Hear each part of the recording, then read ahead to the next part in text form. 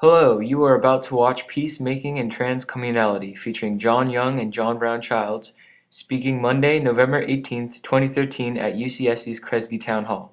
The talk was hosted by the Common Ground Center, Education for a Just and Sustainable World. For more information on the center and future events, please visit us on the web at kresge.ucsc.edu/commonground.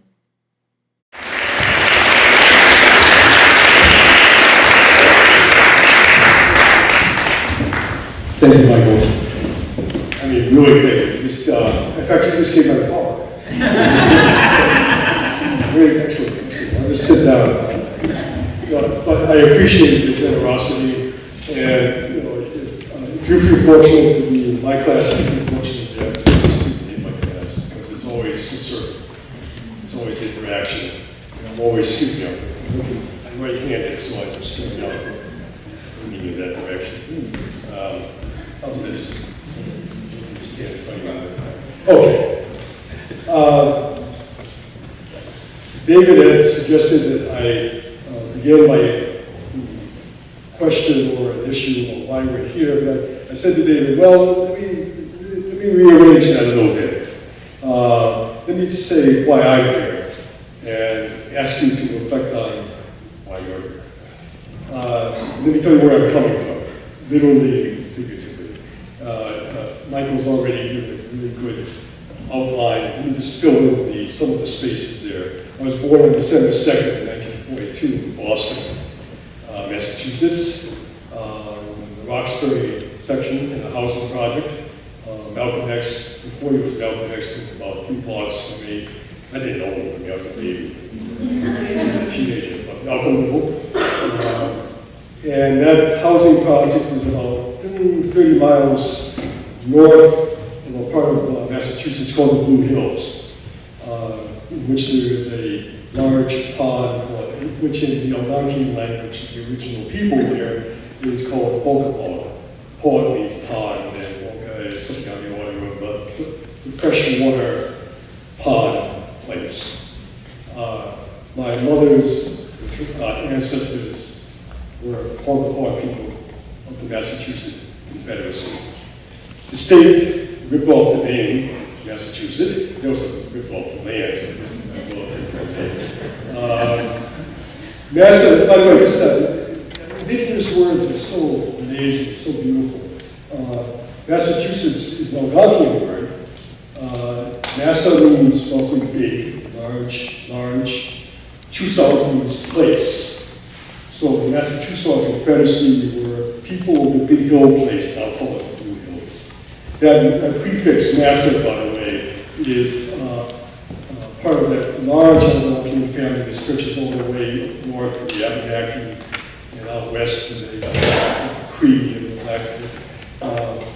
But here's a Midwestern Algonquian word. It's very similar. It's Missy, like Massa. Missy means large, like Massa does. Mississippi means river. Mississippi means a large river. We are swimming in Native American names in this culture. We just don't know it. And when I think of the introduction of that horrible labor institution, slavery, which took kidnapped Africans and put them on plantations that had been on land and were taken away from Native Americans, I think about all those kinds of connections, such that the word Mississippi, large river, has other connotations as well. Bloody connotations, beautiful connotations, all which are intertwined with the Native American and the African in their life. My mother's family, real quick, just to add to what Michael did so well, they joined a group of refugee, I say that the refugee Native people in 1774, led by a man named Samson Occam. Occam means the man who travels over the water, roughly in Algonquian. He was a Mohegan, not the last of the Mohegans. The Mohegans are still there, right? They were Casino. And Western Zero. But he had gone to Scotland and been ordained as a Presbyterian minister and came back from Scotland to lead Native peoples out of what was called New England to a place of refuge. And many people joined him, including my maternal ancestors. And the place that they went to was up in Oneida country, upstate New York, roughly kind of in between Albany and Syracuse, roughly. The Oneida are part of the Five Nations, the famous Iroquois, the Shoshone people who will hear a lot more about them from John and from myself. But the Oneida are very kind and generous and offered the use of the land, not the sale of the land, not the taking of the land, but the use of the land to these New England folks. And they created a community there called a brother town. In their own language, it's called Iwawachikanak, which means the place of equal people. It was a place of refuge, it was a place of creativity, it was a safe place to use their language, not their language, in ways that would be helpful to them. It was a place for self-education. My father's family is from Marion, Alabama, not far from Montgomery, Selma. They are themselves descended from a woman, we don't know her name, real name, but she was I'm going to miss a few greats here, my great grandmother. She was Madagascar. In 1740, she was with a Madagascan delegation on a French ship bound for France. She was going to a convent school. The ship was captured by English privateers, in other words, pirates operating with a license from the Kingdom of England, Britain, and all the Madagascans were sold into slavery to English colonies. Where my ancestors, who were known in the records of the sale as the princess, because she came from the Marina dynasty with the Madagascan people, ended up in Alabama, beginning the creation of my father's family, the Childeses.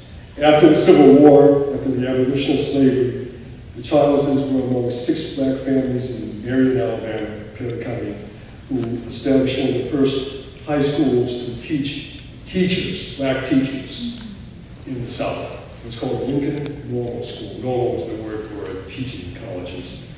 That isn't norms, normative. And it was named after Abraham Lincoln, which might not sound like much, but down in Alabama, man, that's a radical name. Still, you need to name something after Abraham Lincoln. And the teachers mostly were from the Congregational Church, because they had been in the abolitionist church before the war. But these 6 black families helped to found Lincoln Normal School. It became, according to Horace Mann Bond, one of the great black scholars, one of the most significant schools in the South for producing African-American teachers. A woman named Coretta Scott went there in Alabama. She later married Martin Luther King. Jean Childs, one of my cousins, maternal cousins, went there. She later married a man named Hasty. Their son, William Hasty, became the first black federal judge in the United States. He taught at Howard University. One of his students was Thurgood Marshall, who went on to win the Brown versus Board of Education integration case at the Supreme Court, and then became a Supreme Court justice himself. All that kind of connected to Lincoln Normal School. Now, I'm mentioning this for a very specific reason. Lincoln Normal School in the South, Brothertown in the North, were both beautiful places of refuge and creativity. Places where there were boundaries that allowed people to develop in the midst of hostility and danger. And it is in the footsteps of my ancestors, it's to the honor of them that I say this, that I have tried to follow over the years in Brothertown and Lincoln. Secondly, there's an Algonquian word for that place that Michael mentioned, between the strong currents. It's called Nawichewai. Nawichewai just means the place between 2 strong currents. I was looking at that word one day, and it struck me. Nawichewai. I'm like that. I am in between the African current and the Native American current. I am not a half-breed. I am a complete place. Nawichewai. Place in between, the man in between. I'm not a half-breed, I'm not a hybrid. That's not how I see myself. Other people can use those terms. But for me, that doesn't work. But in between place depends on the currents around it to be a place, but it is its own place. And in the same way I am my own man. So, there's two those connections that I, over the years, started running through the words.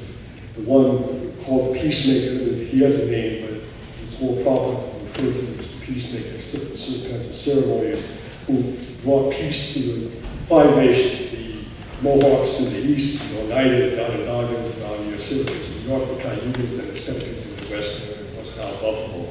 And we'll hear a lot more about that, and soon more about that in a moment, but it is the peace that is so influential on me, helping me to develop the idea of transcommunality, which is really just passing on the words of a very wise person, we had some very wise helpers, 500 at least years ago, before the Europeans.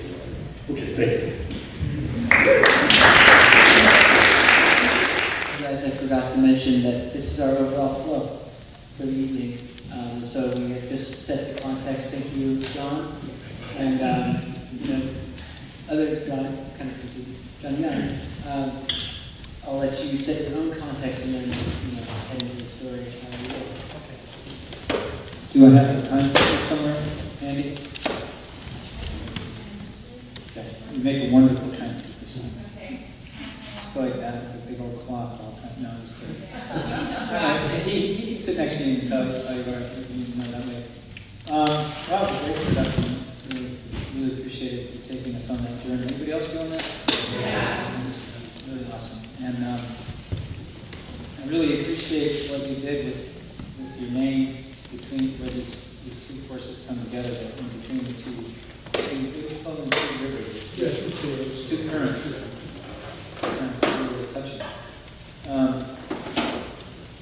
So, yeah, I have to say that I was born in 1960 on August 15th in a place called Red Bank, New Jersey. Where my older daughter Ren was born, and when my father passed away in 1986, so about 6 weeks after she was born, the same hospital that I was born in the Navasink River. And it was a place, it is a place close to where Hurricane Sandy just hit, and did a lot of devastation. So my mother still lives in that area, and my sister too. It was kind of old apple orchards that some of the first suburban neighborhoods were built into. And my grandparents on the mother's side immigrated from Poland. They're Polish with Lithuanian, and I grew up in a English as a second language household with all these elders around speaking Polish constantly. But later in my early 20s, I went to visit 4 of my grandmother's generation siblings. They were older men. They had a brother too, Charlie, who died decades before this. And Aunt Carrie was the oldest. And I went there with Igwe, who was an amazing man. Raise your hand if you know who Igwe is. And a few of you know who he is. Igwe was born in 1914 in Western Cape Province in South Africa, British descent. And his father was one of the settlers of what he called Kenya. I know that's not the way you're supposed to pronounce it, but he insisted on it because that's how he pronounced it all his life. He said, "Don't tell me how to bloody pronounce Kenya." Okay. I tried to correct him once. This man, I met him in Red Bank, where I was born, and we spent a number of years together from 1983 until his passing in 2005, November 13th. So I just had his memorial just a few nights back. Celebrated his life and his gifts that he brought to the world. And I was touched by this man's work, and I was, of course, as you know, also was introduced by, is that Michelle? Is that Melissa? Thank you, Melissa, for that nice introduction. I was mentored from the age of 10 by Tom Brown Jr. Before he wrote any books and got famous, so he was just a guy up the street, and he was a lot of fun to have as a neighbor. But going back to that time, with that early period, I sat with my great aunt and all of her sisters, which was one of them was my grandmother, and we sat together around the table with this elder Igwe, and these elder Polish Lithuanian women, all, wonderful, beautiful people. And I asked them, why didn't you teach me Polish when I was a little boy? Because I really have tried to learn it since then. Nobody has ever tried to learn Polish late in life. This is not an easy language. I heard it all the time, and then they used to speak it constantly, and then they would stop talking, and they would look at me, and I'd hear Jonathan in English. And then they would start talking in Polish again, which I thought was entirely unfair. And I asked these elder women, why didn't you teach us Polish? And they said, because our parents came from Poland, they couldn't speak any English, and they insisted that now we're in America now, you have to learn the American. And I asked them how that went for them. This is at the end of their lives. And they came to realize in the conversation that there really wasn't anything called American, really. There was this promise of something that never really happened. There was this exodus from Poland. It was a really tough place to be in the wars that ravaged back and forth across that poor country. They were captured by everybody. And they were deeply, deeply spiritually connected to the land people. I've gone to Poland since then, and really I saw my ancestors everywhere in this place. And they were so close to the spirit.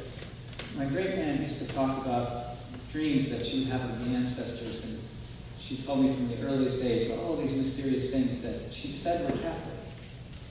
And later in life I went to work at a Catholic school, and nobody knew any of those things. And then I discovered that these were just old country things from the homeland. I was deeply affected by my farming, fishing, hunting, Polish-Lithuanian relatives growing up. I grew up before TV got big, before computers, so spent a lot of time outside. Had a family that crabbed and clammed and fished, and we ate a lot of the land. And I loved my boyhood. And my grandmother on the other side was Irish, and she too was from old country background and grew up on a farm, and it was the very same story on that side of the family. So these elder women deeply conspired to keep me close to the land, which I must say I deeply appreciate. And on my dad's side, though, I had native blood from Canada somewhere, but no one was willing to talk about it, because it was some kind of a mark on your family line if you had Native American blood, so they called it French Canadian. And I don't know who this woman was. I have a feeling she was Cree, or maybe she was more from the Great Lakes region, and she could have been an Ogawa, like Paul Rayfield, because Paul and I thought it was my cousin. So, but then he also was Irish way back there. So there's a lot of mixed up blood around here, and I think we're all probably feeling that way. But that gives you a little history on me.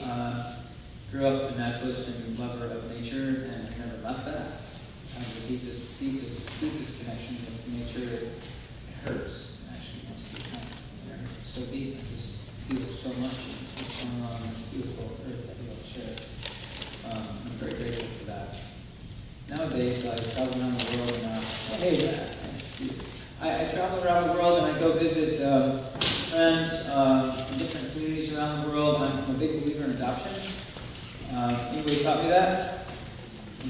He told me, when he was getting near his last years, that he had over 236 grandchildren that he adopted, that he regularly wrote to, that called him grandfather.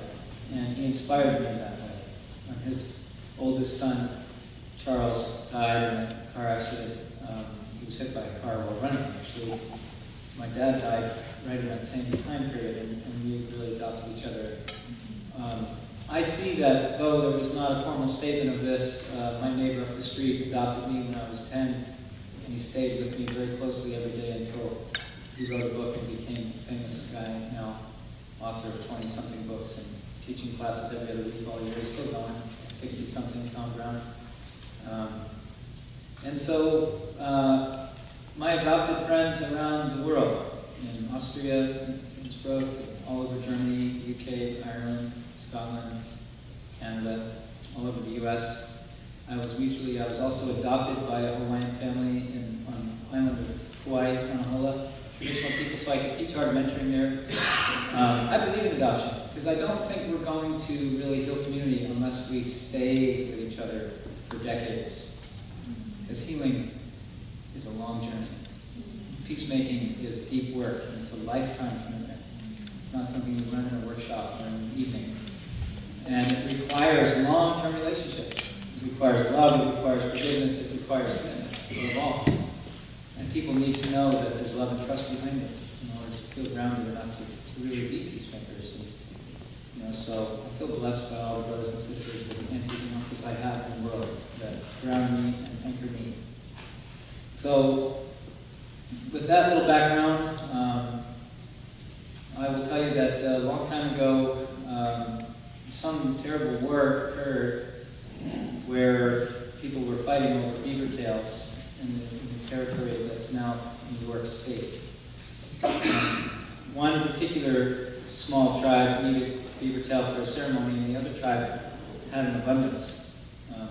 They needed to make this beaver tail especially for the elders for this particular ceremony that they do, and it's a very sacred ceremony to them. But the one group came together and said, hey, you've got a lot of beaver, can you trap in your territory? And they said no, and it started a battle. And that battle raged for generations. It spread to 5 nations, and it became a source of great pain and chaos and some really dark memories for those people. And out of that story comes an old story called the story of the Peacemaker, and it's history, it's not a legend.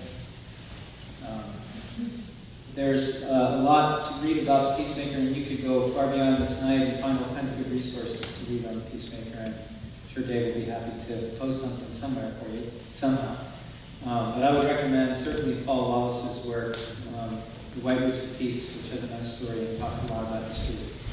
And I'll also say that I learned this story first when I was studying anthropology at Rutgers. I went to Rutgers University from 78 to 83 because I wanted to understand more about natural history and more about indigenous people and how they connected their children so profoundly to nature. And I wanted to know if we could learn something from that and apply it in a modern way. The answer is yes. Yes. But that's what we're here to talk about tonight. But I read works in anthropology on the League of Haudenosaunee, and I was so blown away by the intricacy and perfection of this founding process and document that created this nation, or this nation of nations. I was so touched by it that it affected my dreams. I would have these dreams about this way of being, this way of living, that just made my heart beat. So long for that. In 1980, I lived with a man named John Stokes, John Brown Childs and I were talking about, because he helped Jake publish that little Thanksgiving book. And John Stokes started to tell me about Jake Swamp and the Haudenosaunee people, the Mohawks up in Akwesasne, the Tree of Peace Society. And I thought, someday I have to meet this man, Jake Swamp. And I did my best to apply peacemaking to the best of my understanding, but I didn't have much mentoring in it. And I built it into the early organization known as Wilderness Learner School, and we did our best, but we were young men, and we were certainly not grounded or anchored at 23, 24. But anyway, he came along, and he took over, and he said, we'll have a benevolent dictatorship. Which I appreciated, because it was good to have an elder leading us. And so I had a chance to sit back and watch a master storyteller and elder work for years, and he kept saying, we're going to have to meet some local Native people someday and tell them about our work and see if they'll help us. And it was in 1990 that I met Jake Swamp at Princeton University at Earth Day. And I heard the story of the Peacemaker journey being told that night for the first time, and that afternoon I should say. And then I went up to him afterwards and told him I was very inspired by the story, and I asked him if he'd like to come to Lincroft and teach there at Brookdale Community College, because I'd love to get him a night like this, basically, common ground in Brookdale, if you will. And he did, he came. And then he really liked the teenagers that I was working with at the time. He was really impressed with their conduct. He saw something in them. And what he was seeing in them was deep nature connection and conduct drilled into him by England, because he didn't mess around. And he was so impressed that he said, I'd like to come back again and bring my wife. So he brought his wife back. she came and we did a weekend conference with Jake, Ingrid, myself, and Judy Swan. And Judy stayed up all night with the teenagers. We talked to them all night long. And she got all of the dirt on me and the teenagers. Because she said the next morning, we have to talk. She told me, right? And I was scared because she was looking at me like this as I walked around the room. She came over to me like this. So she sat me down. And what she said to me was that she really supported what was going on and that she was concerned. And then she left. And then her husband came back with a message. And the message was that he and Judy really loved Neway, and they loved what we were doing. They were really glad that we had an elder like that to support us, and that they wanted to help us. Because what they saw was that we were really connecting young people to nature in a really strong way, and that was a really good thing. However, they were going home and fighting with their moms and dads, and there was tension in the home because they were beginning to get such deep feelings for nature that they were angry at their parents for being insensitive, not only to nature but to them and their developing nature. And they were very concerned that that kind of conflict would not be good for the long term for those teens or for what the work we were doing. And they said that they felt there was something missing from our work. And so they made the commitment to teach us peacemaking. And they worked very closely with us for 10 years. And we built peacemaking into our deep nature connection work where it remains today, one of the founding cornerstones of what we do. So we're planting trees for peace all over the world now. That harking back to the story that I'm sharing. I got to see Jake at DQ University over in Davis 2 weeks before he died. I was there with him and Paul Rayfield, who's an Andala peacemaker. Same peacemaker story. Same peacemaker started both sides of the Great Lakes. He grew up on one side of the lake and he crossed the lake in a white stone canoe and then landed among the Onondaga people there and spread his work from the Mohawks and then went westward. But he started with the Odawa people on that side of the lake.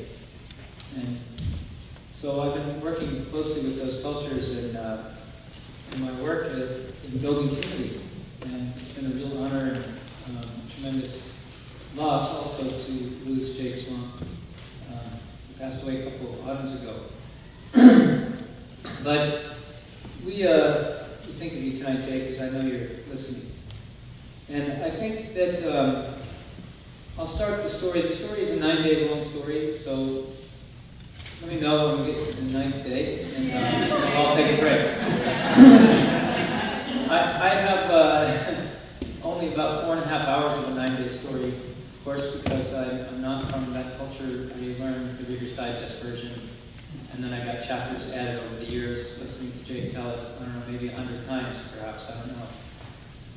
Every time he told it, he would add another little piece of the story I hadn't heard, and he would look at me. And then I knew he was telling me, remember this. And later we'd talk about why he added that night, and what it meant. So, this is a beautiful story. It's also the story of America. Not many people know that. The Articles of Confederation were founded on the Great Law of Peace, which comes from the Peacemaker. And young New York Mohawk and Haudenosaunee children were going to history class and raising their hand and saying, but wait, we learned that the Articles of Confederation came from our ancestors. And the teachers would tell them, oh, that's wrong. You guys are getting wrong information at home. And so they'd go home all confused. And they were wondering why their parents and grandparents might be lying to them or why their teachers might be lying to them. But somebody was clearly not telling the truth. Finally, it got to a point where the Haudenosaunee people sued the U.S. government. And they won the lawsuit at the Supreme Court level. And if I could get into the details of how they went, you would be so impressed with what they did. They brought the banker boxes of records, tracking every single history of every single thing that went on from the time of the founding of America. And they had records of everything that happened.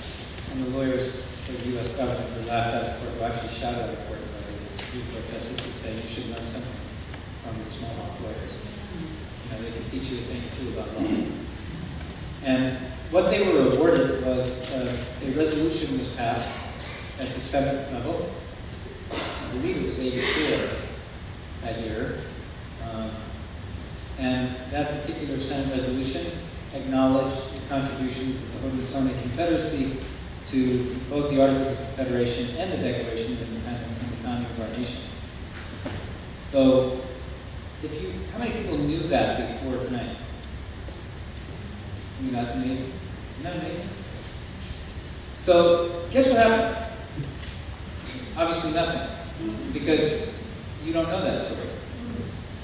And you're sitting up here listening to me tell you, and you're wondering in the back of your mind, maybe I should go look it up. Maybe this guy's just lying to us. I did say he was a storyteller. Maybe he's just telling us a story. So, what happened next was the New York Times was forced to publish this publicly and acknowledged publicly that this resolution was passed. So on page 14, an obscure, poorly written paragraph showed up that said basically nothing. So nobody knew anything, nothing changed. So they all went back to the Haudenosaunee communities, back in their chin. They said, let's sue New York State. So they sued New York and won. And they were granted the rights, this is what they demanded, to edit that chapter in history for the New York State history books for the children's sake. And now when I travel around the U.S. and tell the story, I ask how many people know the story, and about 10 to 20% of people all across the U.S. Older than college age know the story because the textbook that's used in New York State has gone over the border and spread around the country because it's a good textbook. But still, it's strange, isn't it, that a small number of people in the U.S. are learning the truth and a bunch of them aren't.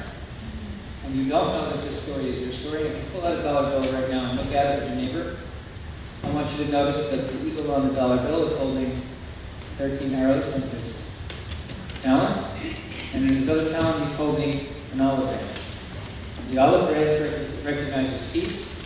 The bald eagle that's holding the 13 arrows is a reference to the birth of federalism and the 13 original colonies, which were patterned after the teachings of the Haudenosaunee peace chiefs that basically could no longer put out fires for the forming colonies because there was so much chaos from all the accidental shootings and things that were going on. And their condolers, their peacemakers, could no longer deal. And they said, why don't we form something similar to what we've got going? And they told the peacemaker story, and that's a reference to the 5 arrows that can't be broken when they're bound together. So, there it is. Sorry to re-educate you. It'll be a test. I'm sure someone in here can give you a test on this next week. So there's a little bit of background. I'm glad to be able to share this little piece with you about the Haudenosaunee people and their contribution to the United States of America. The Peacemaker was born on the other side of the Great Lake Ontario in what was then Huron country. And he was born in a refugee camp, essentially. A bunch of people who fled the bloody Civil War. He went around the lake, but he didn't go. His mom and his grandma went around the lake. And he was born there, and his mom had a dream when she was pregnant with him that she would give birth to a peacemaker who would cross the lake and bring peace between the 5 Northern nations. So he was born in a kind of prophetic way. He grew up with a double row of teeth on his bottom jaw and halted and stuttered in his speech.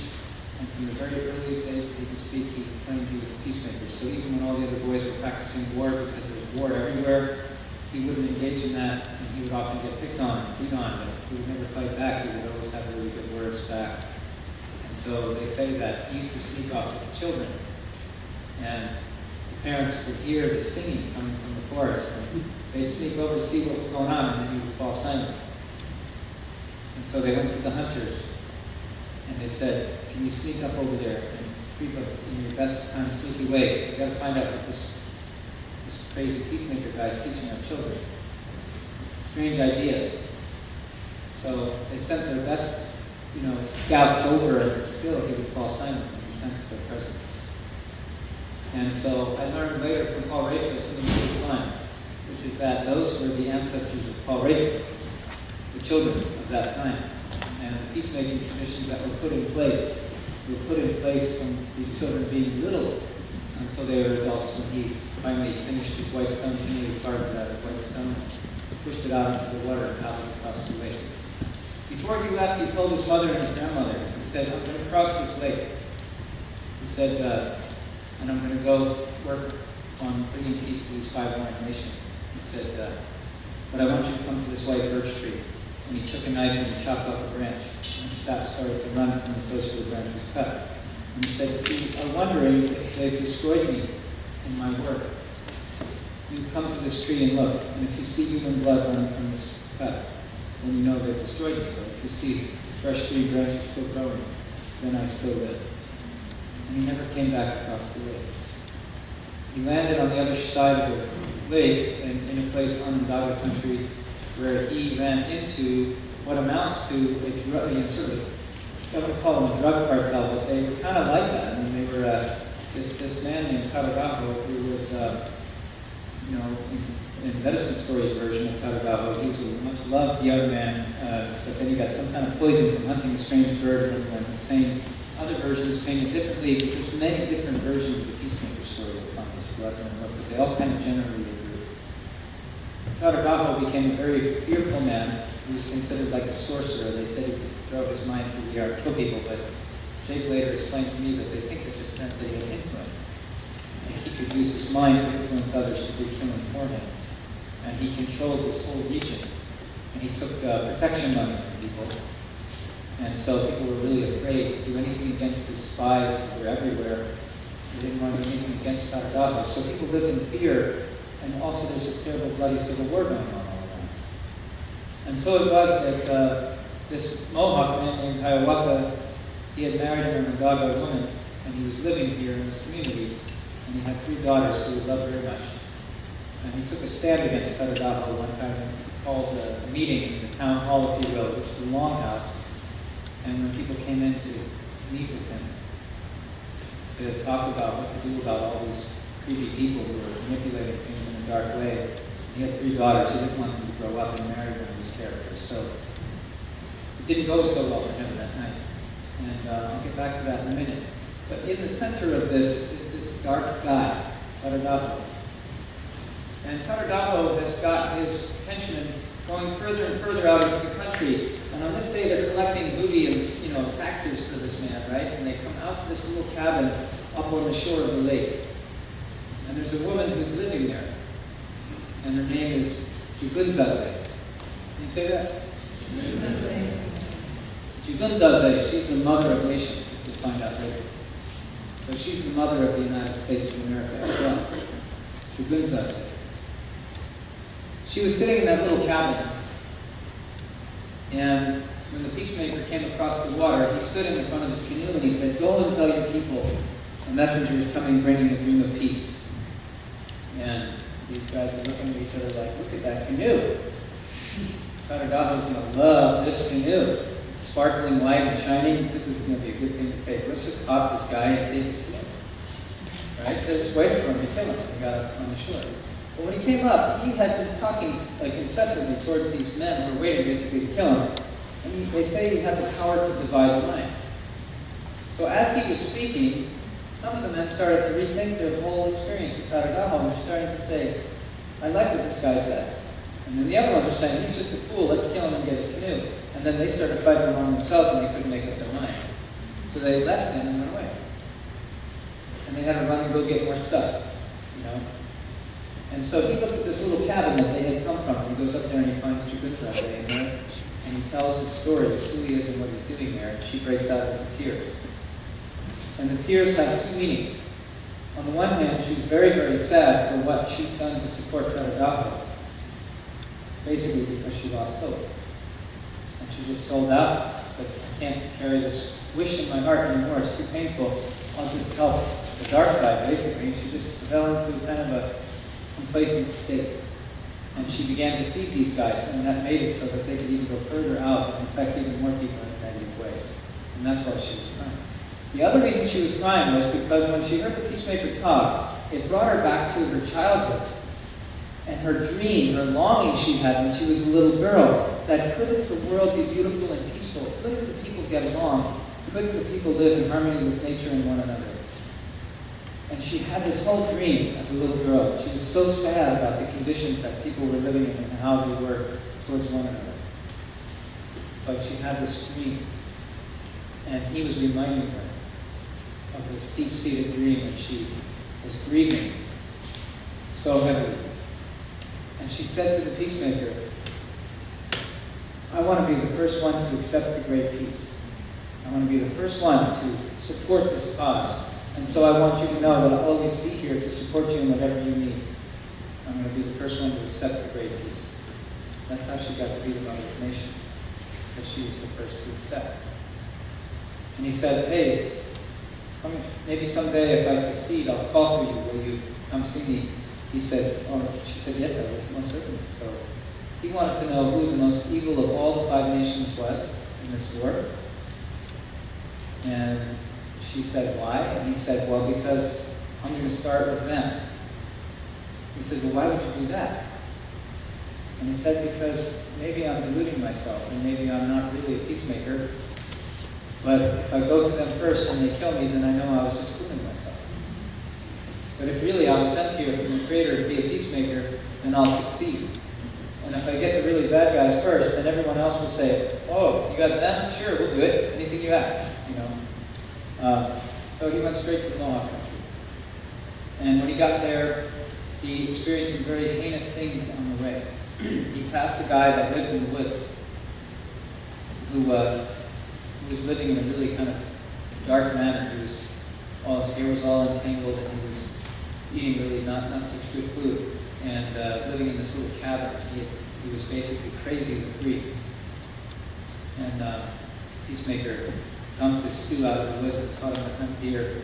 And the man was so inspired by the Peacemaker, he had a major healing experience, which we'll come back to later.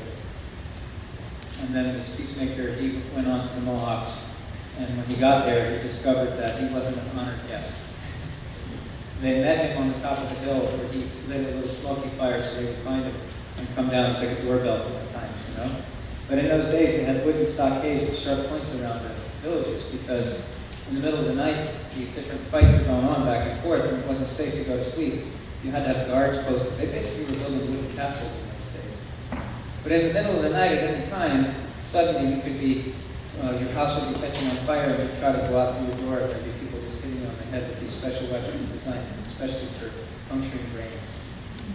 And nobody was at peace in this country, because every family had lost a father, an uncle, a brother, a grandfather, or sons, multiple sons. And there wasn't a happy woman in this region, because even though it was safer to be a Mohawk at this time, because the Mohawks were such brutal retaliators, nobody wanted to mess with them, still there was great pain in all these families from all the losses that everyone had experienced. And the woman could no longer go out in the gardens and garden anymore, so the whole Kresge garden just got completely overrun with bushes and weeds. And they lived inside these prisons, essentially. You see, they were safe from outside influence, but they couldn't leave. So when the Peacemaker got there, of course, he did his thing. And I want you to think about the man who would evolve over generations, who could keep a village safe. What kind of archetype is going to be favored? So the men that were there were very brutal, and they were masterful warriors, and they were very, very shrewd, and they didn't have much faith in the Peacemaker's message. But again, he divided their minds in the council, and they began to fight with each other. Some of the men were saying, I think he's right, this war has gone far enough, we got to stop this. And the other ones were saying, he's a spy from the Oneidas. They sent him over here to trick us to lay down our weapons so they could overrun us, because the Oneidas were their neighbor. And so this battle went on, and finally the Peacemaker really got to him when he said, aren't you men supposed to be providers? And they said, yes, we are great providers. He says, well, if you were providing, wouldn't your women be happier? And that really upset those men, and they got really enraged. So he said, there's no happy women here. You guys have to do something about that. And so that was how it started. So they put him back in the cage with these other people that were in cages who happened to be enemies. And he had conversations with them back there. But what happened was they called him back in and they said, okay, we have a proposal for you. If you're this great peacemaker, then you will accept our proposal. We want you to climb up this tree on the edge of the cliff. It's a rotten dead tree, 275-foot drop or something like that. It's sharp rocks down below in a raging river. We're going to just push this tree and it's going to break and fall down into the river with you on it. And if you live, then you're a peacemaker. And if you're not, well, then you're a fool. But if you live, then we'll accept your peace. So he said yes. Scrambled up that tree. They pushed it, they cracked it, fell down. All the guys that really believed him stood on the edge and were really hoping he'd come back, and then got really upset because they felt betrayed. You know, that they had hoped for a minute for something better, and that it was taken away. And all the other guys were laughing. And next morning, the smoke was curling from the hill, same place again. They went up and found the peacemaker preparing his breakfast, and that started something like a 5-year mentoring process between the peacemaker and all these people to teach them how to reorganize themselves around peace. So that was the beginning of his work. We'll go back to Onondaga for a second. Remember Tagarabo? Remember the night that Hiawatha organized the meeting? It didn't go well. It didn't go well because when all the people started to arrive in the longhouse, Tagarabo was sitting at one end of the building with all of his henchmen who had those weapons designed just for functioning brains sitting on their lap. It would have been like walking into this room with a bunch of drug lords with AK-47s sitting up there, staring at each one of you to see who you are, to understand why you would attend such a meeting as this, and to put fear in you. And that's what they did. And after that meeting was over, Tagarabo said, we should kill this. No, his men said, we should kill Hiawatha. And Tagarabo said, well, no, that would be too easy. I have a better idea. So he sent for the hand of his oldest daughter in marriage, himself.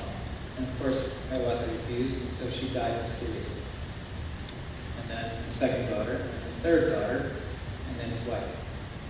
So not all at once, but just when he was barely getting over the pain of the first loss, then the same thing would repeat.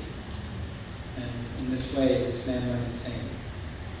And he left this place enraged and asking people to condole him, but no one would even be seen talking to him because they were afraid that something would happen to them.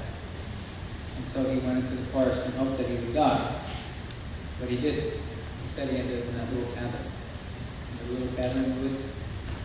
And that's when the peacemaker found him on his way home. On his way to the Mohawk land, I should say. So, after 5 years of the peacemaker working with these guys,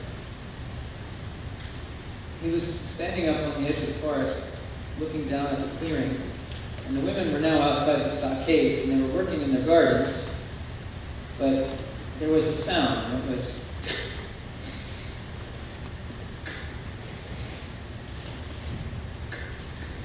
they worked the ground with their hoes,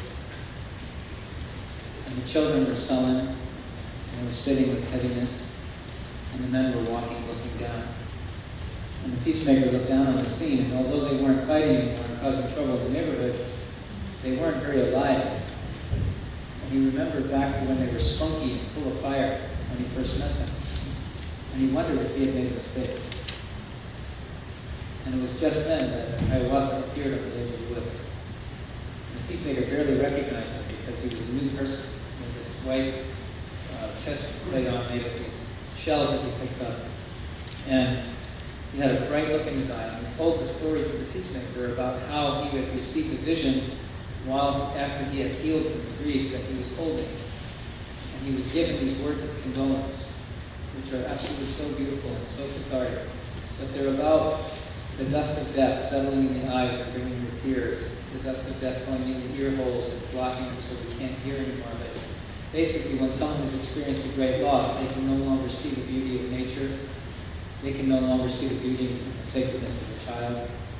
They can't hear the giggles of children as beautiful.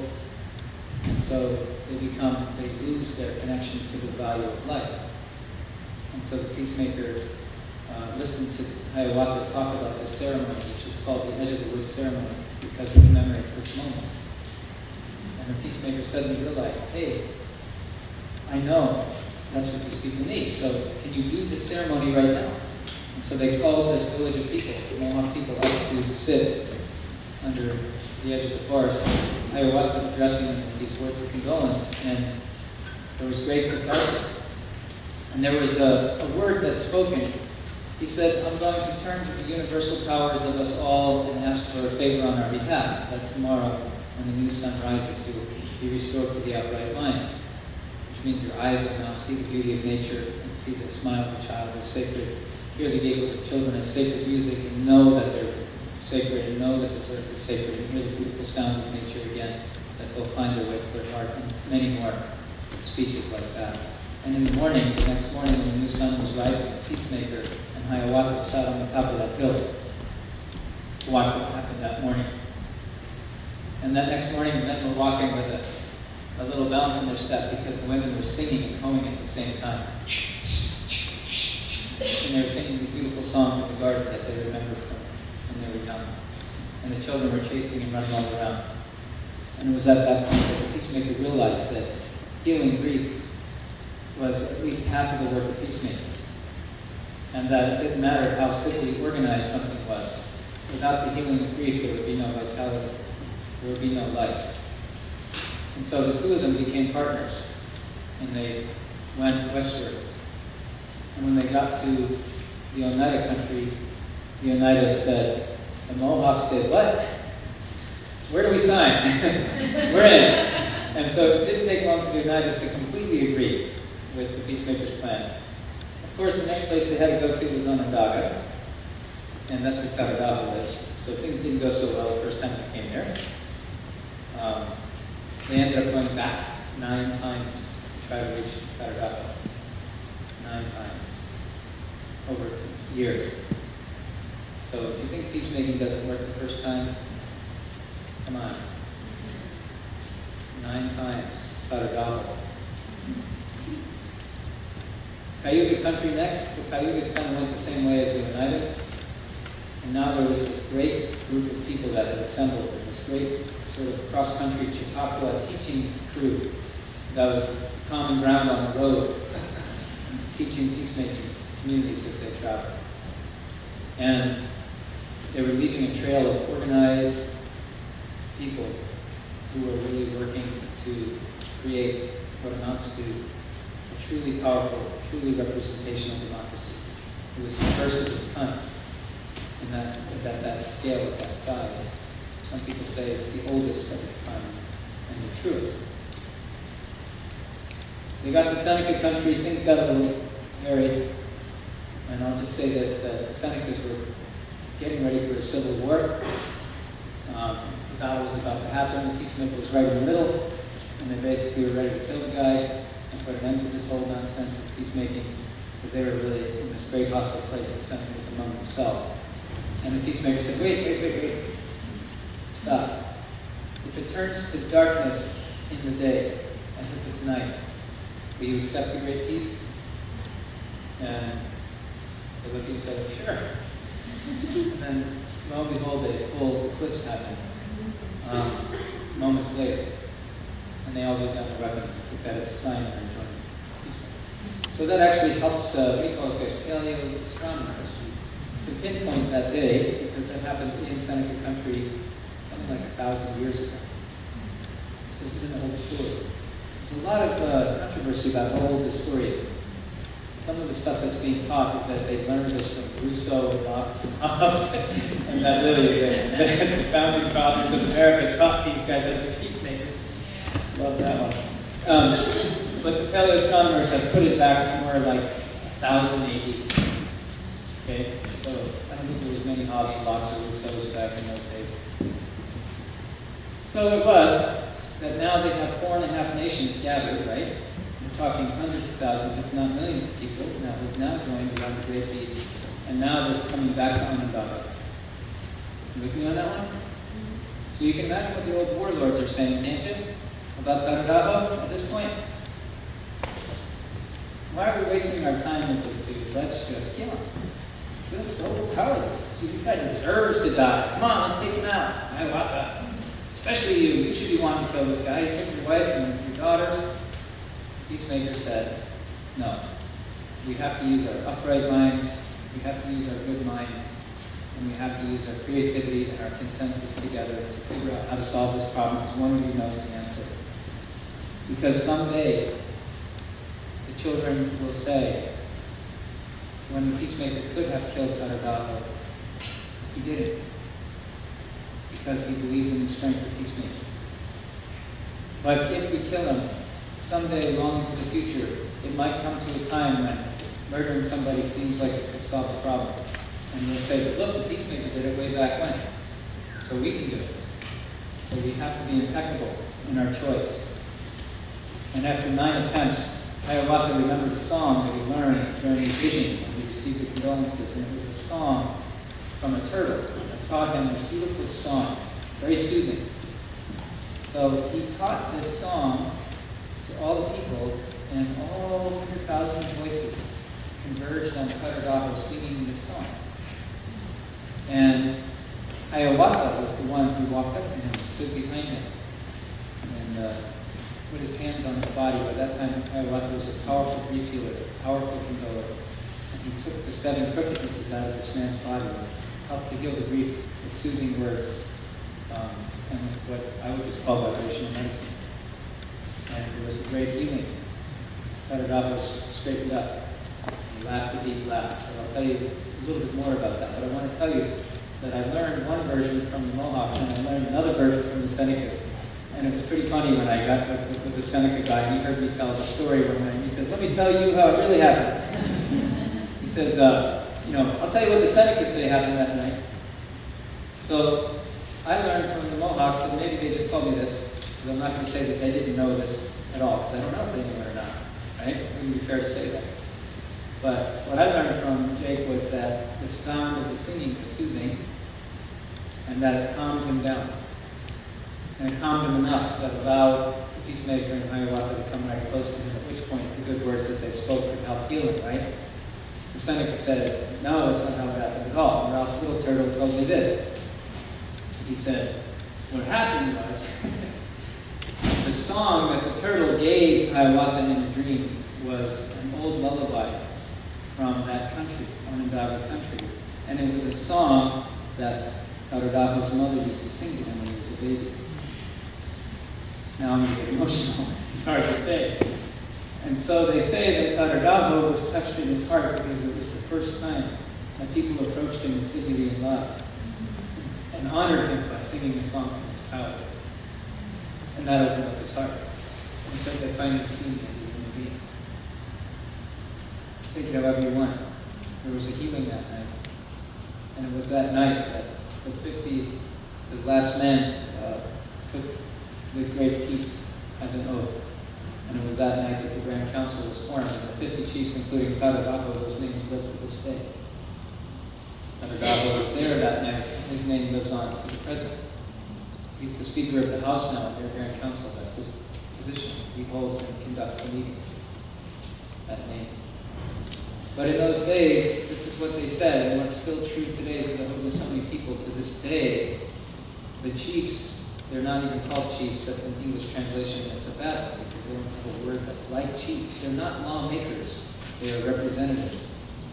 And they are elected by clan mothers, only by clan mothers. The Electoral College are the wise elder women who live by deed, show kindness to the people, patience and love, and take care of the people as their first priority. And when they get to be older women, grandmother age, they're elected by clan mothers to become clan mothers. But before you can become a clan mother, some woman will whisper to you, hey, they're watching you. And for the next 4 or 5 years, you suddenly realize that the clan mothers are scrutinizing everything you're doing. Just imagine it. And then finally they call you in. So you can't pass heredity. The clan mother position doesn't pass to your daughter. It's only by deed. And those women are the ones who are given the power to choose the representatives for the government, and only them. And they're also the judicial branch. They're the ones who have the right to pull the chiefs out of office if they get out of line. And they have a very interesting way of doing it with willow switches, and they come and symbolically swat you on the shoulder. And they're accompanied by these big, strong men from their clan as a sign you're off track. And they give you 3 warnings, and then they're pulled out. But when a man like Tadarabha grows too old to serve anymore, and he can't make it to the meetings anymore, the clan mothers find someone called the eyes and ears of Tadarabha.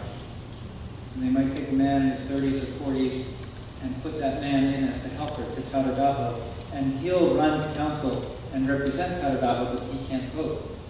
But he'll bring messages back to Tadadaho and get his vote and then run back and tell him what's going on in council. And when Tadadaho finally passes away, they take off his deer-horn crown. And then, if the clan mothers approve, the eyes and ears of Tadadaho, then that person's name changes to Tadadaho, and he has that crown until he's too old to serve when he passes. They're not lawmakers, they're representatives. What they are is brilliant men of council who can understand how to solve problems. But when they go home with a proposal, it's always a proposal. They have to go to their clan mothers and get the full consensus of clan mothers before they go back to the floor to meet with the other men to find out what happened when they went to see their clan mothers. So laws are not made quickly in that system.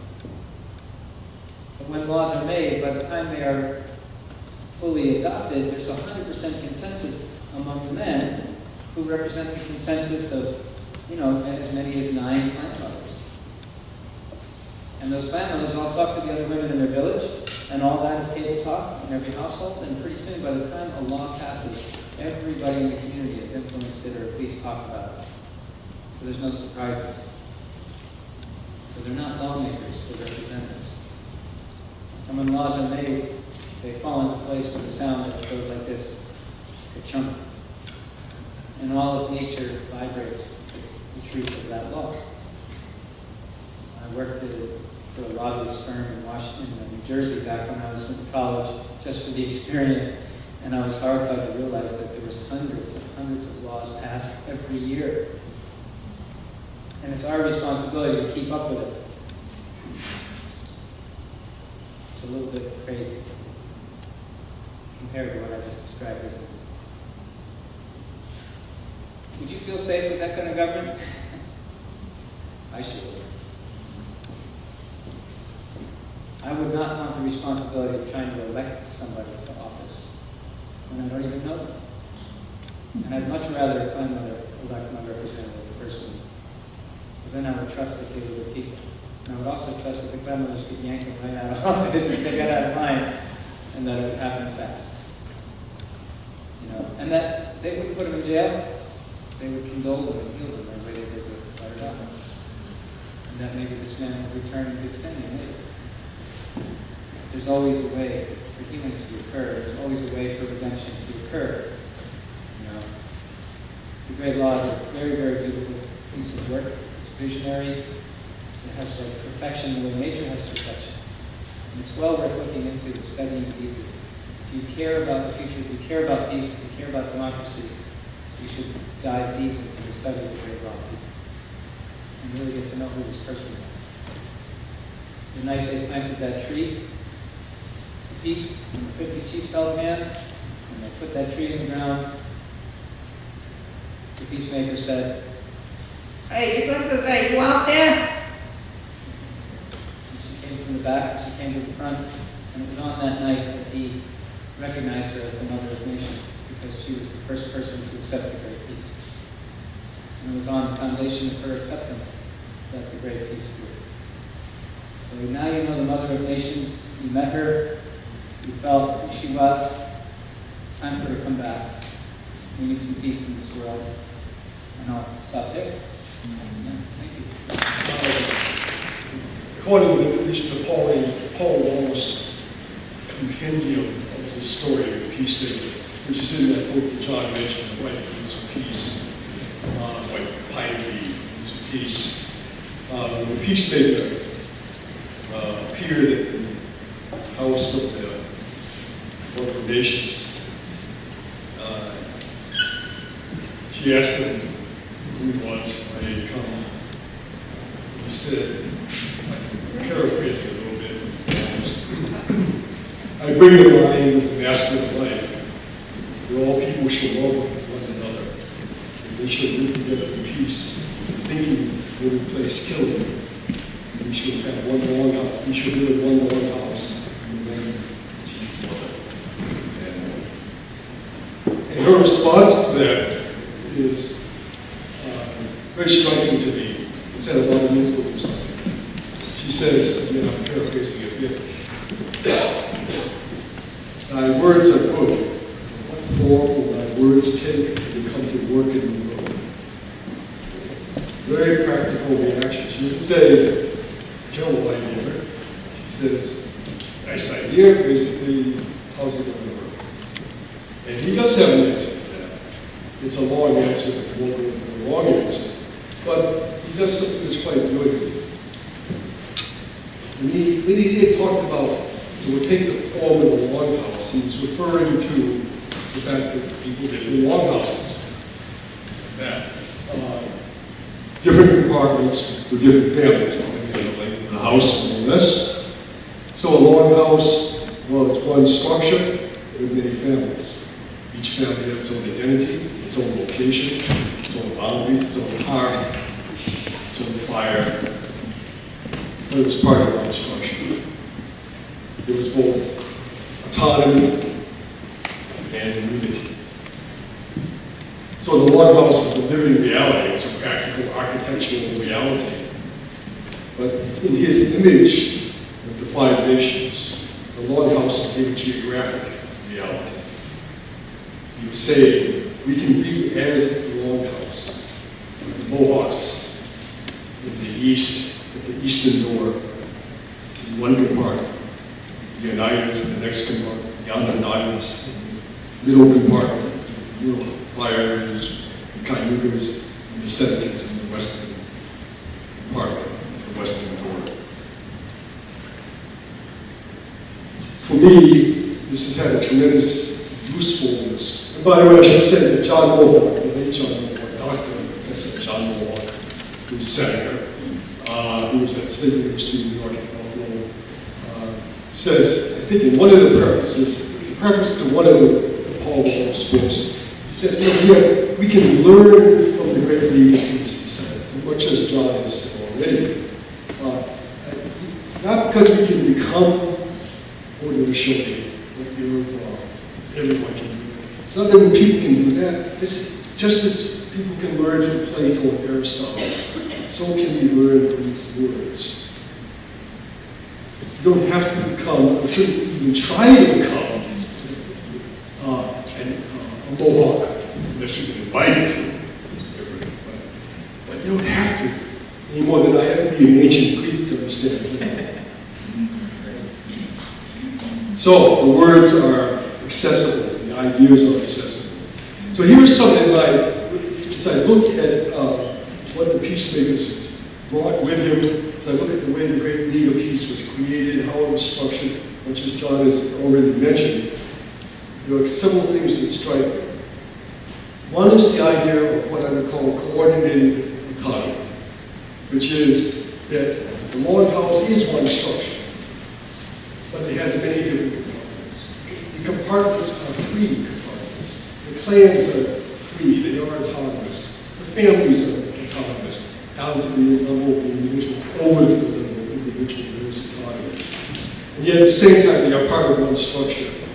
They are coordinated through all sorts of elaborate protocols and ceremonies that lead to what John is talking about, which is mutual agreement.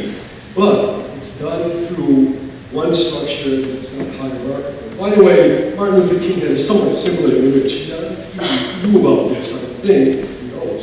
He called it the World House. It's in his book of essays, Where Do We Go from Here, Chaos and Community, written during the Vietnam War. And he said, we live in a world house. Some people live in penthouses in the world house. Some people live in the basement where it's dark and cold. Some live in the north side and feel the wind in the north. Some people face the south side and feel the heat. Some see the rising sun. Some see the setting sun. But we live in one structure. The structure goes down, the penthouse goes down, all the compartments go down, even though they are in different locations. Somewhat similar.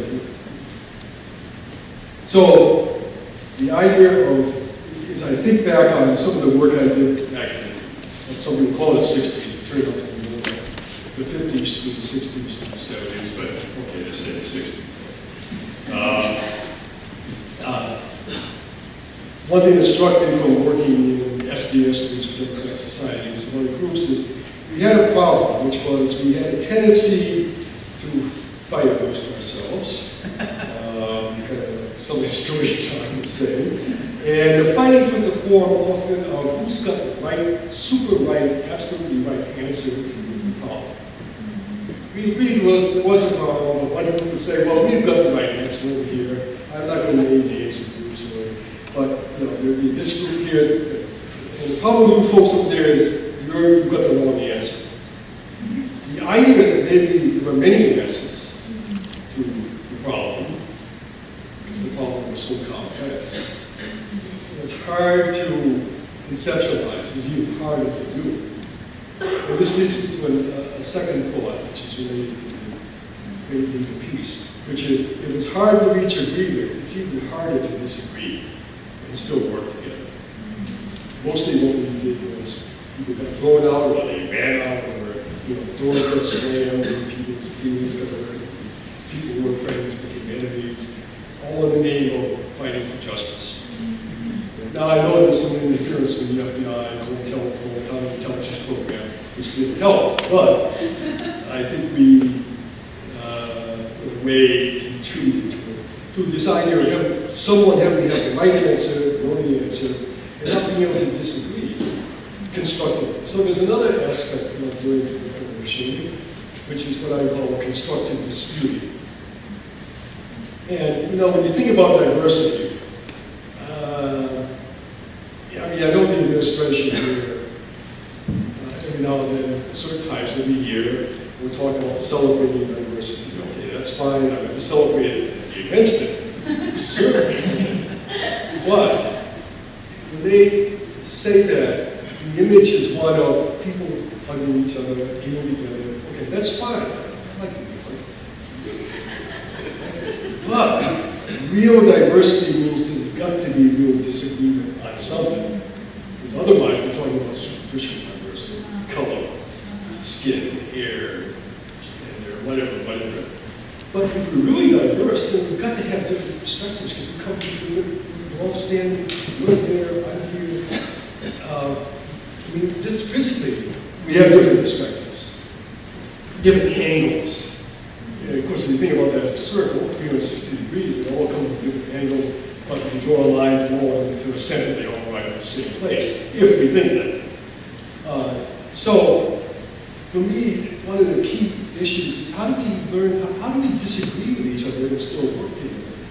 And the Northern Shoshone had a tremendous sort of capability of dialogue and consultation, that constant consultation that John was talking about, so that everyone was involved, and it was a back and forth. It was always respectful, and which didn't downplay the fact that there was sometimes disagreement. And sometimes there might be disagreement over something which, in that case, maybe the uniter, maybe the turtle plan, it's going to do something really different. But here's the brilliance of it. There's a tremendous flexibility in that. Unlike, say, the organizations that I knew on the left back in the 60s, where the common pattern of Western thought, secular or sacred, in the form of organization is schism. This group breaks away from this group, the group that breaks away says it's got the right answer, the group that's left says no, it has the right answer, and there's no room for both answers. The brilliance of the Great League of Peace was that people could be separate and move in different directions if they had to, and still come back together. Which is to say, on some issues, if agreement could be reached, the fire might be covered, but on other issues, the fire would be rekindled and people would come back together. Because they knew they were in one structure. So that ability to disagree with respect, rather than with anger, is something I'd like to suggest is very significant in that thinking. Now, there's another aspect of it, and I want to talk about some ways in which I've seen this working in the present. And that is, again, Donato. The image I have from the Wallace book, he had snakes in his hair that were rioting, and they get corn on his hair by Hiawatha and by the song, and mind is made straight. And by the way, when Peacemaker says thinking will replace killing, it's kind of interesting, right? It doesn't say peace will replace killing. It never makes sense. Or nonviolence, thinking. It's that right mind, clear rationality, being clear-headed, not letting emotion in the way. But guess what? We're all emotional. We're human beings. We have emotions. We have fears, anger. You get angry if someone hurts us. You get angry if someone hurts someone you love. There's a tendency to feel hatred as much as there is to feel love. So, the Navajo story, the story of personal transformation through interaction, in that case, singing a song, transformation through interaction, personal transformation, is also part of this ability to work together, to disagree sometimes. And as we disagree, we actually come to find out more about each other. The other part of the title of my book, Transcommunality, is from the politics of conversion to the ethics of respect. So rather than conversion, it's mutual transformation as we work together and as we disagree on some things, even fundamental things. That's hard to do. It might be something we fundamentally disagree on, but the other things we can work on. It's hard to do, but it does, I think, succeed if we are actually, the doing of it makes it successful, because as you do it and you bump into those different opinions, and they bump into you, you might feel it's kind of like, oh, that's what they think. Or that person thinks, oh, that's what you think. Okay, so we disagree. Look, I mean, we do it all the time in relationships. Sometimes not successfully, sometimes successfully. My wife and I have been married since 1976. We've had a lot of arguments since 1976. We still do. We have a lot of disagreements. We don't agree on everything. But we respect each other, we love each other, and we're able to stay together. Now, sometimes that doesn't work, sometimes it does. But my point is that the human brain does that all the time. If we can just magnify that, so it's not like a giant leap into the unknown. Not that we shown you do it in a social sense, but we all do it to one degree or another in our own lives. So we try to. It's not easy, but it's within our capability.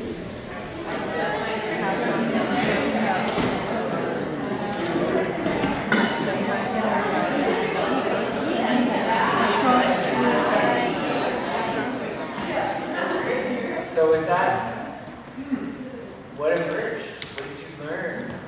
What was meaningful for you? What sacred questions are you asking yourself now? Just raise your hand, I'll come over. Well, big time kind of sacred question that came from our group, and I unfortunately joined late, but because I had something to say to someone, but I got to walk in the break and this really incredible question came out. What's your name, Becky? I'm Ken. Kim? Mm-hmm. Kim asked this question that I thought was really critical, and it was, how do people come together in the first place in order to process conflict? Is that because she was talking about just how challenging it can be for people to come together in time of conflict and things like that. Yeah, I was really struck by that question. So, yeah.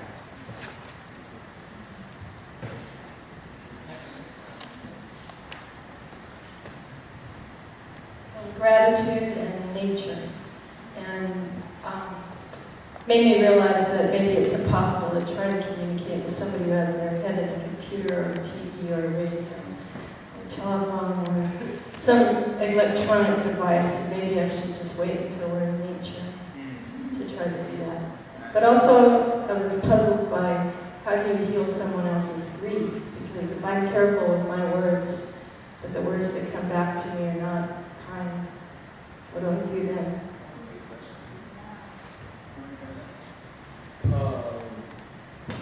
Actually, I'd like to respond to the first question, right, just really quickly.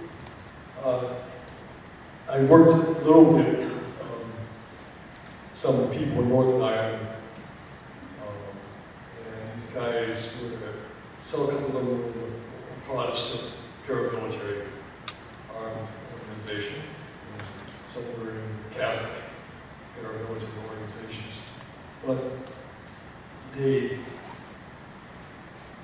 decided, for whatever reason, this is a really small number, to work with a community group that was in Belfast, that was working with teenagers, trying to get them not to go into the paramilitaries, while still talking about justice and equity in that very complicated situation. So they couldn't bring everyone together. It was a small group, but guess what? There were lots of small groups doing roughly the same thing. And one of the results of that was the Good Friday Agreement between the big groups that really ended, for the most part, a big chunk of the violence. But the big groups didn't have to get together. In fact, they absolutely refused. The top leadership now never sit in this room with so-and-so. And the others say, yeah, I'm not going to sit. So we have a mediator. He has to run or shift from room to room. We're not going to sit in the same room together. That was at the top. That changed so that the two of the most intransigent leaders, Protestant and Catholic, actually came together and served in the Northern Ireland government after the Good Friday Agreement. But I don't think any of that would have been possible if they had been grassroots, very local, neighborhood level, Mothers Against Violence, all sorts of groups that had started out doing things. You gave people a kind of a very local experience, highly particular, of working together in peace. That was all they could do like that.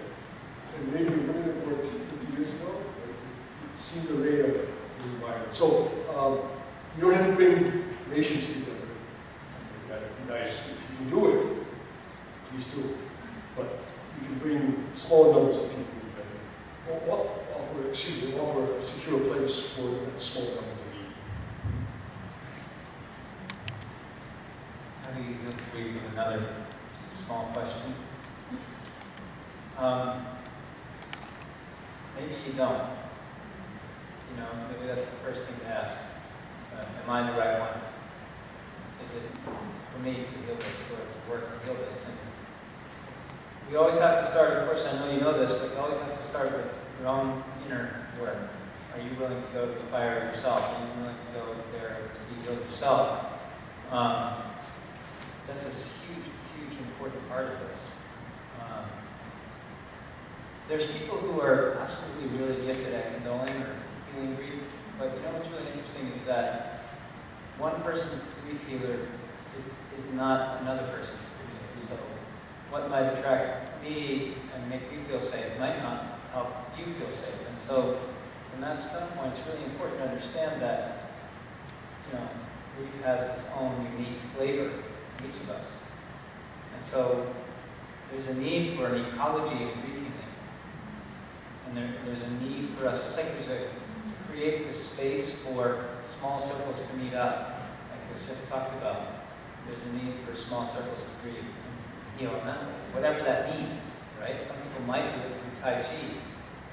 Someone else might do it through surfing, even though that seems impossible to somebody else, right? We just don't know. How does a person get their needs met? But remember that whole thing about autonomy that was brought up earlier. Each of us is the master of our own vessel, this body right here. So we should be given the dignity to see what works for us as individuals. And you can lead a horse to water, but you can't make him drink. That whole idea is highly respected in this peacemaking way. Each person has their own needs for healing. And they have their own sense of safety and container that gives them that. So I think that's kind of the same thing that's going on in the Northern Ireland story. Those people who are fighting at the top don't feel safe, right? And so, creating little containers of healing creates a larger network of healing, which ends up popping things at the top. This leadership is connected to the people that are looking to that. It flows in both directions. So I hope that helps. I think, so it kind of makes it feel hopeless a little bit, maybe, it's like, oh, well, but I'm the one dealing with that person with their issue. I need to fix this, but maybe you don't, and maybe it's up to the community to kind of help that. And of course, that is the problem of postmodern living. Where is the community, really? Where is it really? Who has my back? who's really looking after me? You know, where are they neighbors or are they sisters and brothers? Really? You know, and how do I feel about that? Do I feel safe? Can I put myself in a situation where I can trust these people with the most tender wounds that I have in my being? Thank God for things like the women's work and the men's work that started to spring up all over this planet right now. It gives me hope. You know, and right now we are so blessed by uncountable grief healing technologies that are emerging by 1,000 different names right now. It's like this flourishing of grief healing work appearing all over the planet right now. That gives me great hope. So, hope that helps. I didn't give you a direct answer.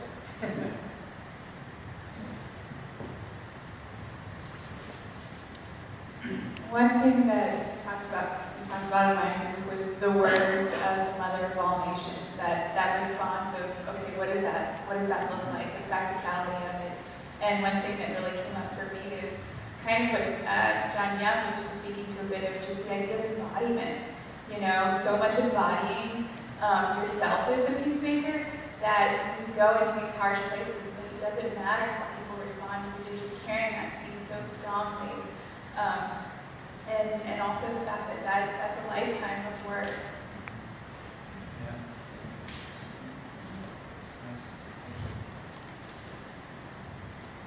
Well, thank you guys both for all you shared tonight. And I was with Annie over here, and two questions that arose for us. One was that you shared, John, come from peace, right? It's the first step or not. Annie voiced it, how do we do that? Like really in it, feeling the conflict. And then another one that came up through our conversation was around our own families. And I've heard you speak about that, John. It's got to start your own family before the community, before, or at least in complement with. And sort of sharing brief stories of trying to do that with different parts of our family. And John, my child, you also mentioned that about, just relations with your wife and all those, just that sense of peacemaking in the home, and especially like with parents and stuff like that, and how the healing that ancestral grief that's being passed down. So, sort of a lot there, but thank you.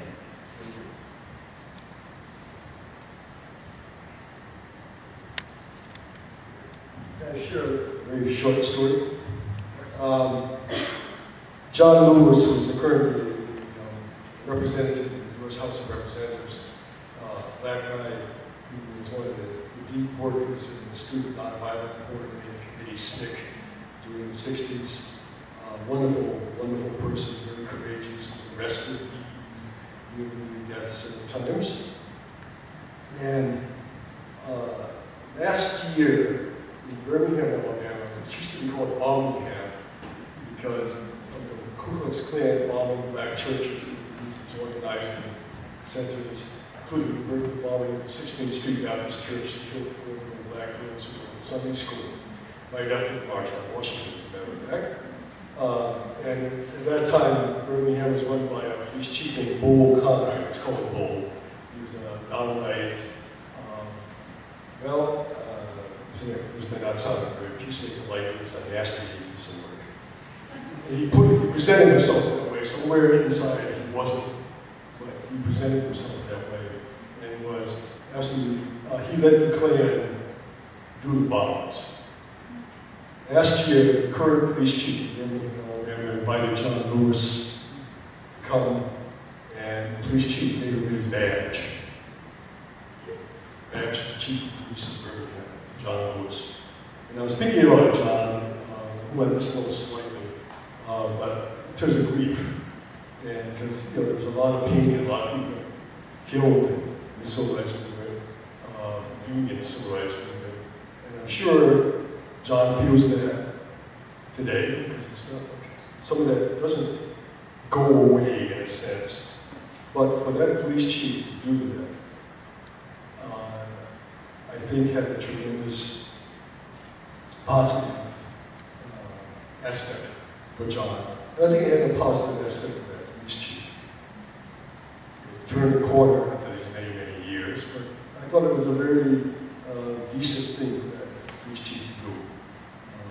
And I think it was a way to heal not just grief for John, grief for the police chief, whatever viewers they had, but I liked it too. Made me feel good. I said, oh, you know, chief police is doing it. Unbelievable. If you'd asked me back in '65, which is going to happen first? Who's chief of Birmingham's going to go to Vegas, John Lewis? The flying saucers are going to land on the White House lawn. I would say the flying saucers are going to land on the White House lawn.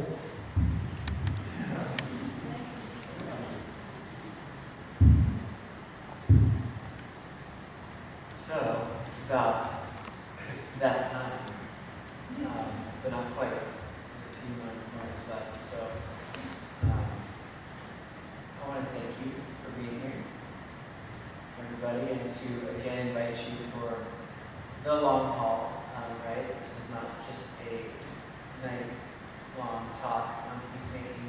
There are many people who've been moved by this work here that brought you here, and I know there's a lot of people who are just now hearing the story for the first time and want to carry it forward. And so there is a dialogue on peacemaking and transcommunality set up in advance to be a container for those of you who want to continue this conversation on Monday, December 2nd. 2 weeks from now at the Kresge Seminar Room from 5 to 7. If you sign up on the list, you'll hear that. But again, that's 2 weeks from now on December 2nd. 5 to 7 at the seminar room. And so we're going to do more of this dialogue on harvesting, just like how do we move this in our lives, in our community, what's our grief, and where do we go from here, and what's next? Who knows where it will go? Thank you, John and John. Thank you so much from the bottom of my heart. Yeah. Thank you.